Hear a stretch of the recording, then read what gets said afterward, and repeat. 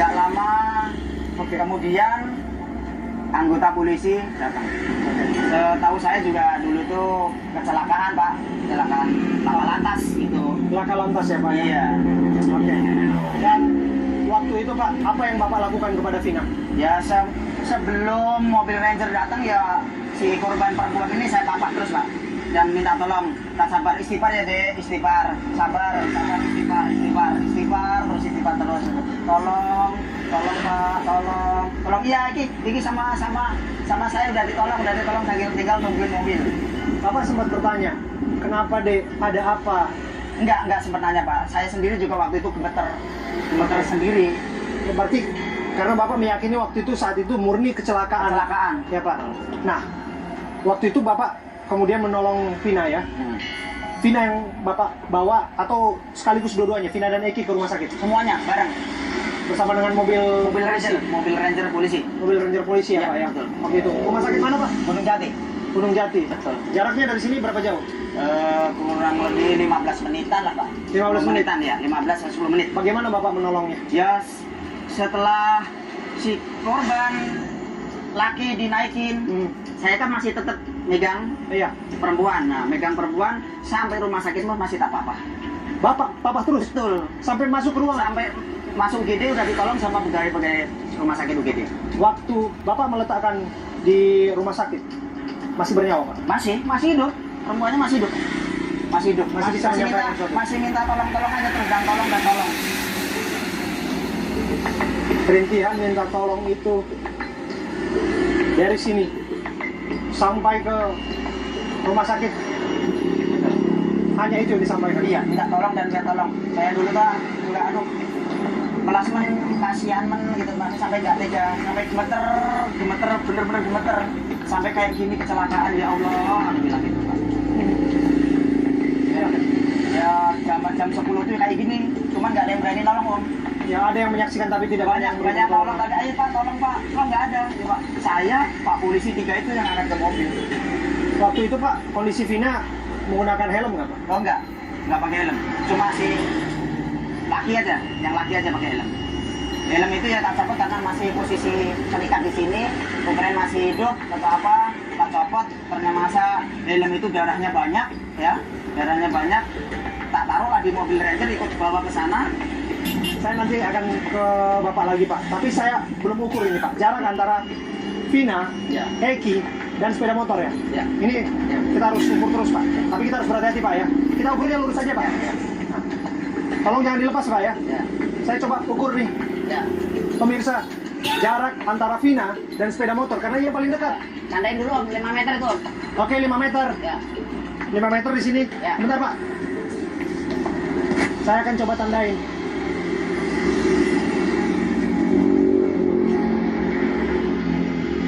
Oke. 3 meter lah. Oke, coba Pak. Sebentar ya Pak. Kita sangat berhati-hati, sekali lagi sangat berhati-hati. Kami juga minta bantuan dari rekan kami yang membantu untuk arus lalu lintas sama sekali tidak terganggu. Melintas di sini. 3 meter ya Pak? 3 meter lah. Oke, berarti 8 meter ya Pak? Ya. Oke. Nah, dari sini jarak 8 meter. Ini sepeda motornya Pak ya? Betul. Bapak udah bawa ke pinggir akhirnya sepeda motornya? Habis itu motor yang bawa siapa juga nggak tahu. Saya fokus langsung bawa ke rumah sakit. Oke. Pak, kita menyeberang lagi Pak. Bapak bawa kemana motornya? Ke sini? Ke pinggir Pak, ke pinggir. Ke sini? Iya, pinggir sini. Oh, sebelah sini berarti ya Pak ya? Bapak dorong motornya? Dorong, masih bagus motor, nggak luka, nggak apa. Oke. Sepeda motor sudah pindah ya Pak ya? Sudah pindah. Artinya kita pindah, kita tandain di sini sepeda motor sekarang.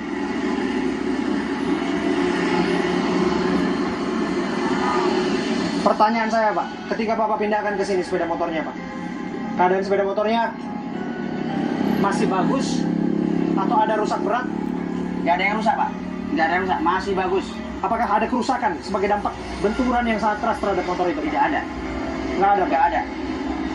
Nggak ada karena habis kejadian malam jam 10 itu, saya menemukan korban itu, paginya saya nyupai Pak. Apa bener sih kecelakaan sampai yang gitu, nabrak apa sih kayak gitu Om. Iya. Tapi nggak ada bekas leretan, bekas apa, nggak ada Nggak ada sama sekali. nggak ada sama sekali. Teman saya finishnya waktu itu ya kecelakaan laka lantas gitu aja. Itu yang diinformasikan kepada Iya, Bapak? iya. Dan Bapak juga sempat dimintai keterangan ya? Waktu nggak dimintain keterangan siapa-siapa enggak, cuman waktu di sidang di pengadilan aja. Waktu itu. Artinya apa yang Bapak sampaikan kepada saya hari ini? Iya, betul sama. Dalam sidang tertutup Iya. 2016 silam Betul. juga Bapak sampaikan di Sampaikan hadapan majelis sesuai hakim. kayak gini. Tidak dikurangi, tidak ada apa, sesuai kayak gini. Dan ini pertama kali di layar kaca, Pak. Betul, betul. Makanya kemarin film-film syuting di sana tuh salah semua. Nggak bener, salah semua.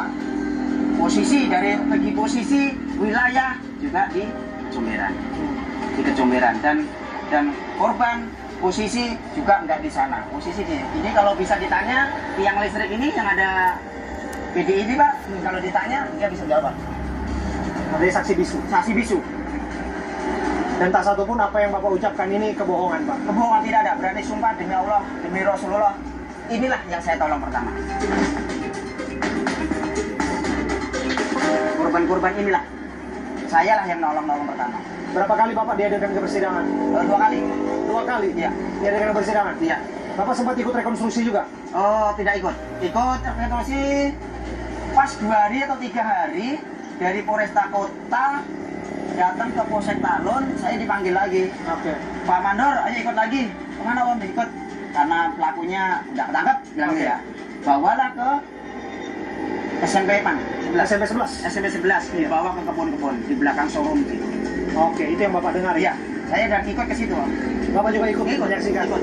Nanti saya akan tunjukkan kepada Anda betapa kemudian Eki ditemukan telentang rapat dengan pembatas trotoar ya Pak ya? Betul. Kemudian juga dengan jarak 7 meter ada Vina di depannya dan sepeda motornya ada jarak 8 meter di depannya.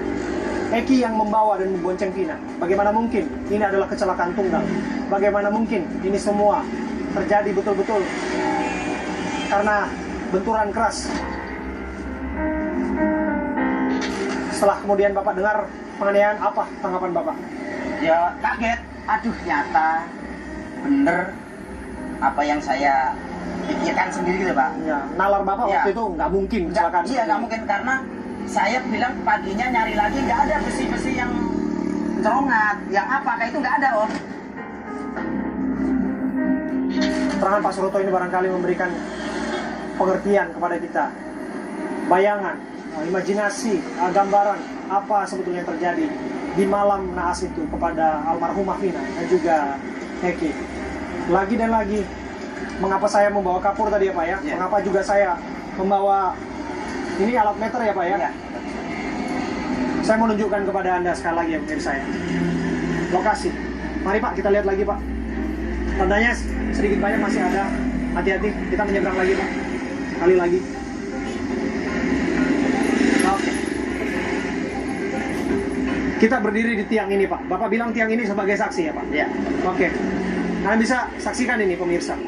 Kita coba berikan gambaran kepada Anda. Saya Abraham Silaban, saya berdiri di sini dengan Pak Suroto, saksi mata, saksi yang menyelamatkan Vina waktu itu dan mencoba untuk menyelamatkan Eki waktu itu, bahkan membopong sepeda motornya untuk pinggir Ya. ke pinggir dari jalan flyover Talun ini. Jaraknya seperti ini ya Pak. Eki yang disebutkan membawa sepeda motor, dia ada di sini dalam kondisi terlentang menggunakan helm. Jaraknya kami ukur sekitar 7 meter ya Pak ya. Ya. Kita tadi ukur di sini ya Pak. Di sini ukur 7 meter dengan Vina yang dia lebih ke tengah jalan. Itu Vina. Dan sepeda motornya ada berjarak kurang lebih 8 meter dengan Vina. Anda bisa lihat ini. Ini titik terakhir 8 meter. Jadi total 14 meter.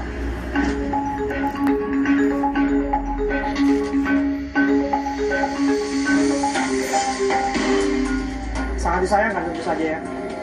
Tapi lagi dan lagi, kebenaran demi kebenaran kami coba informasi kami coba gali melalui informasi yang kami dapatkan dari Pak Suroto, saksi mata sekaligus penyelamat Vina waktu itu ya Pak ya. Upaya pertolongan terbaik udah Bapak lakukan waktu itu. Pak Suroto, terakhir Pak. Kalau sekarang informasinya banyak simpang siur, semrawut. Ada yang kemudian mengatakan ini kecelakaan tunggal. Meyakini kecelakaan tunggal. Ada yang mengatakan bahwa ini Becky ini anak pejabat atau siapapun penguasa yang memiliki otoritas sehingga kasusnya berbelit-belit 8 tahun tidak terungkap secara utuh keadilan bagi Vina dan bagi keluarga almarhumah Vina. Tanggapan Bapak seperti apa? Kalau kita tidak punya prasangka ya, yang jelas tugas kita selaku mandor desa Kecomberan waktu itu kita keliling tiap malam karena waktu itu juga kita bekerja sama dengan Polsek Talun jam sekian, jam rawan gitu Om. Jadi posisi itu ya kitanya tidak ngerti masalah ini dibunuh atau ini ada masalah dengan geng lain sama geng lain yang melakukan atau anak pejabat atau bukan, saya sendiri nggak ngerti Om masalah ini. Bahkan Bapak pun tidak mengerti bahwa korban kenyataannya adalah anak dari anggota polisi yang bertugas di Cirebon, Pak. Iya, nggak tahu kecelakaan ini. Oh, anaknya si Pak polisi, ini saya nggak tahu Om. Yang intinya saya fokus menolongin korban, itu aja. Bapak sama sekali tidak kenal yang namanya Pak Rudiana itu? Tidak kenal. Baik Pak, terima kasih Pak. Kelihatannya sudah utuh informasi yang kami dapatkan Pak. Dan kiranya ini memberikan pencerahan kepada publik mengenai apa yang terjadi. Saya Abraham Silaban.